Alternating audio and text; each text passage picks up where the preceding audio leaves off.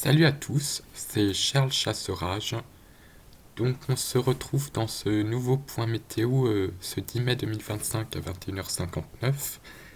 Donc après les orages impressionnants du 3 mai 2025 avec une super cellule qui m'a concerné avec de la grêle et de violentes rafales de vent jusqu'à 100 km/h, on a retrouvé un vent de nord-est qui soufflait à 50-60 km/h dans ma dernière vidéo, où la master justement était de 2 degrés quand j'ai tourné la vidéo, et puis ensuite elle est descendue à moins 2 degrés, pas à moins 4 finalement, donc moins 2 degrés, ce qui a entraîné lors des matinées des 5 et 6 mai des N assez basses, où j'ai eu 5,6 le 5 mai et même 5,1 le 6 mai, donc des nuits bien fraîches, puis cette bise qui a perduré plusieurs jours, jusqu'à hier où elle commençait à tourner un petit peu plus à l'est, avec des températures qui commençaient à monter, et puis les températures ensuite ont rejoint les normes de saison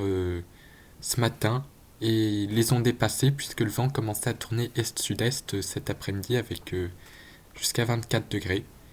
Et avec cette chaleur qui s'installe sur la partie nord-est du pays et une goutte froide, la goutte froide qui s'est décalée sur le proche Atlantique, vers le golfe de Gascogne, et bah les orages reprennent du service.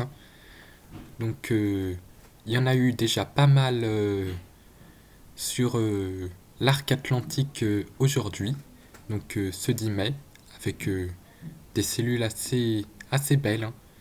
Donc en partant de la Nouvelle-Aquitaine jusque à l'ouest de la Bretagne, sur tout le flanc ouest arc atlantique, des orages, et même jusque au sud de la région centre, on a eu des orages plus petits, mais avec un petit peu d'activité électrique et des précipitations assez soutenues en dessous. Et puis pour demain, la goutte froide commence à remonter un petit peu vers le nord-est, et c'est les régions allant du nord de la région Centre-Val de Loire à l'Île-de-France. Donc je devrais être concerné vers 21h, 22h par des orages. Donc on pourrait même avoir du nocturne. Donc à moitié sur du diurne et du nocturne, ça sera au moment du coucher de soleil.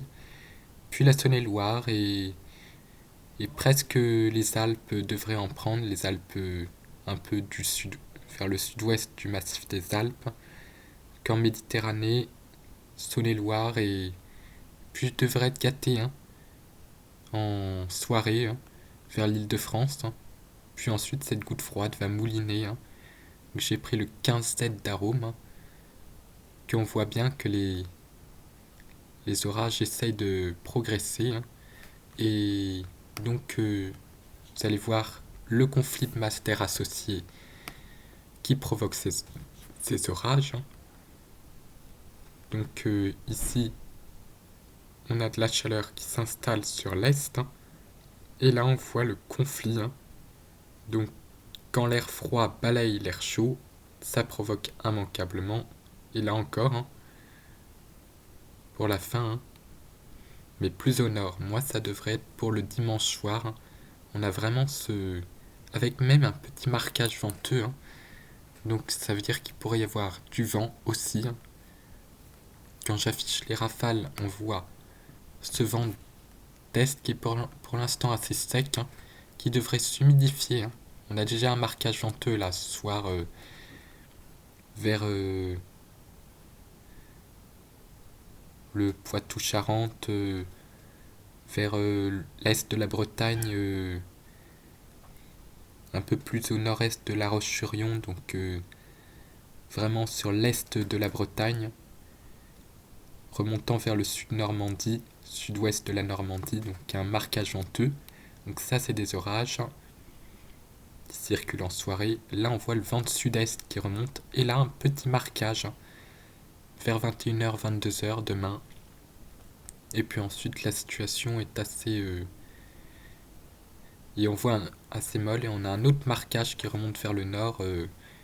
Donc c'est l'air frais de la goutte froide qui pousse progressivement l'air chaud en déclenchant trois salves.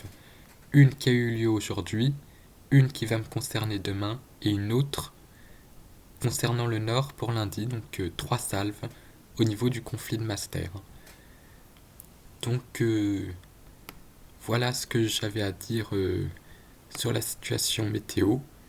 Pour ce qui est des tendances à plus long terme, et après il va pas se passer grand chose, donc ça va être le moment d'en profiter pour essayer d'attraper encore des éclairs, parce que après c'est le flux d'est à nord-est qui va dominer pendant, vous voyez, une grande partie du temps.